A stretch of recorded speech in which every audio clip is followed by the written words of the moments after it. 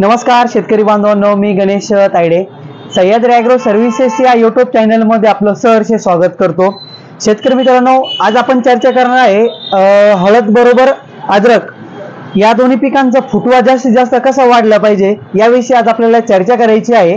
त्याचबरोबर आल्याचे जे बाजारभाव आहे त्याविषयी आपल्याला चर्चा करायची आहे। त्याआधी तुम्ही जर चॅनलला नवीन असाल तर चॅनलला सबस्क्राइब करायला विसरू नका। शेतकरी मित्रांनो, सध्याच्या कंडिशनला याआधी आपण व्हिडिओ बनवला होता आल्याचा जो फुटवा आहे तर तो कसा वाढला पाहिजे याआधी पण आपण चर्चा केली होती आणि आजही आपण त्याविषयी आपण चर्चा करणार आहे। कारण की शेतकरी मित्रांनो, सध्याच्या कंडिशनला 60 ते 120 दिवसापर्यंत जो आपण जास्तीत जास्त फुटवा वाढवू तो आपला महत्त्वाचा राहणार आहे। त्यामुळे जे आहे का आपण फुटव्याविषयी आपण चर्चा करणार आहे। सर्वप्रथम शेतकरी मित्रांनो, आपल्या जमिनीचा पीएच हा क्लिअर असणं खूप गरजेचं आहे। त्याचबरोबर जमिनीचा जो आपला ईसी असतो, इलेक्ट्रोमॅग्नेटिक कंडक्टिव्हिटी, तर तो क्लिअर असणं खूप गरजेचं आहे। त्याचबरोबर शेतकरी मित्रांनो, जमिनीमध्ये कुठलेही अन्नद्रव्य उचलण्यासाठी आपल्याला जीवाणूंची गरज असते। तर आपल्या जमिनीमध्ये आल्याची असो किंवा हळदीचा असो फुटवा वाढवण्यासाठी आपल्याला जमिनीमध्ये स्फुरद हा जीवाणू आपल्या जमिनीमध्ये असणं खूप गरजेचं आहे।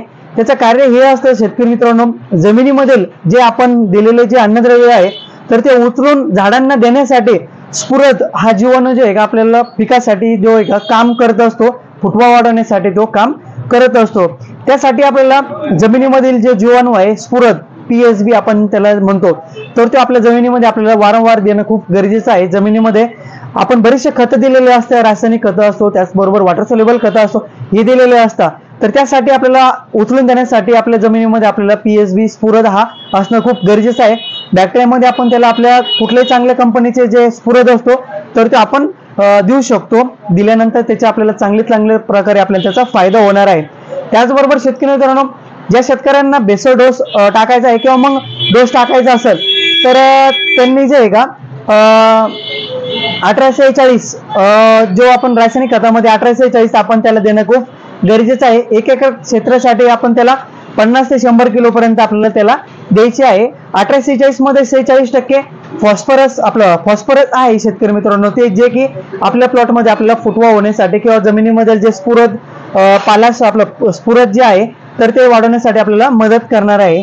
त्याचबरोबर शेतकरी मित्रांनो, सध्याच्या कंडिशनला प्लॉटमध्ये बरेचशा वातावरणामध्ये जे का बरेचशा ठिकाणी जे वातावरणामध्ये बदल झालेला आहे, टेम्परेचर वाढलेलं आहे, अशा वेळेला आपल्याला खतं आपण थोडे दिवसासाठी जरी स्टॉप केले तरी काही हरकत नाहीये।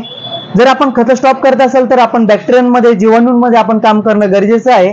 त्याचबरोबर शेतकरी मित्रांनो, जर आपल्या बागांमध्ये जर वातावरण चांगलं असेल तर आपण वॉटर सोल्युबल खतं देऊ शकता। त्यामध्ये ज्या खतांमध्ये स्फुरद जास्त आहे ते आपल्याला द्यायचे आहे, जसे की 10% नत्र असतं, 54% स्फुरद असतं आणि 10% त्यामध्ये पालाश असतो जो की पोटॅश असतो, फुगवणीसाठी आपल्याला मदत करत असतो।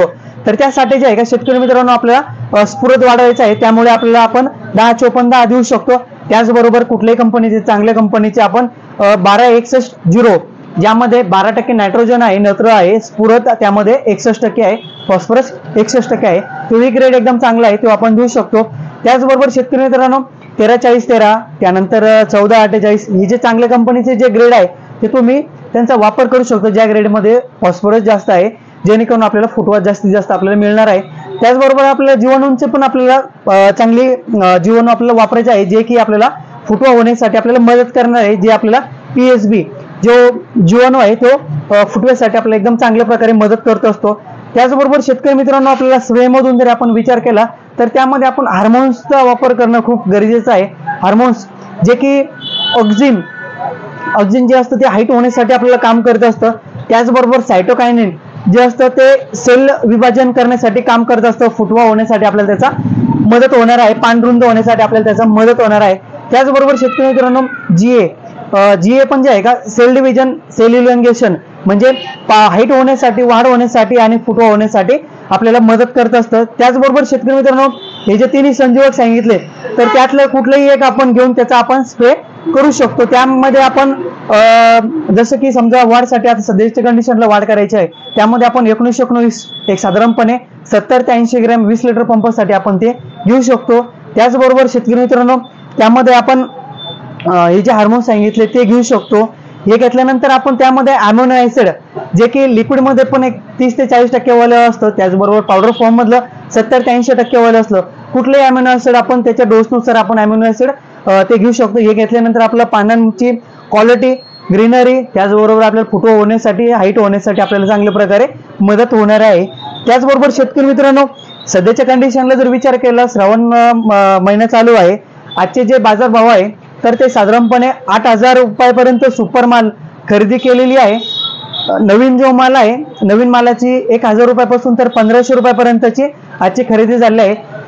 शेतकरी मित्रांनो, श्रावण चालू झाल्यापासून आजच्या कंडिशन मध्ये जर बघितलं तर रेटमध्ये थोडंसं डाऊन झालेलं आहे. रेट जे आहे ते डाऊन झालेले आहे. त्याचं कारण हेच आहे की बाहेरचा जो माल आहे तो पण चालू झालेला आहे, त्याचबरोबर श्रावण महिना चालू असल्यामुळे हे जे रेटमध्ये जे आहे का थोडीशी आपल्याला बदल झालेला आहे. त्यानंतर शेतकरी मित्रांनो, हे जे रेट दिले हे मालाची जशी गुणवत्ता आहे त्या हिशोबाने हे रेट दिलेले आहे. तुमच्या भागामध्ये काय रेट चालू आहे ते तुम्ही कमेंट बॉक्समध्ये कमेंट करू शकता, जेणेकरून जे महाराष्ट्रामधील जे आले उत्पादक शेतकरी आहे त्यांना जे आहे का त्यांच्यापर्यंत हे जे रेट आहे ते जाणार आहे. त्यानंतर शेतकरी मित्रांनो, व्यापारी मित्रांचं म्हणणं झालं की आल्याचे जे दर आहे श्रावण महिन्यानंतर रेटमध्ये थोडंफार बदल होऊ शकतो असं त्यांचं पण म्हणणं झालेलं आहे. बघू आता पुढे काय होईल, जसे जसे अपडेट मिळत जाईल तसे तुमच्यापर्यंत पोहोचण्याचा प्रयत्न करेल. शेतकरी मित्रांनो, जर तुम्हाला व्हिडिओ आवडला असेल तर व्हिडिओला लाईक जरूर करा, व्हिडिओ शेअर करण्यासाठी मदत करा. धन्यवाद.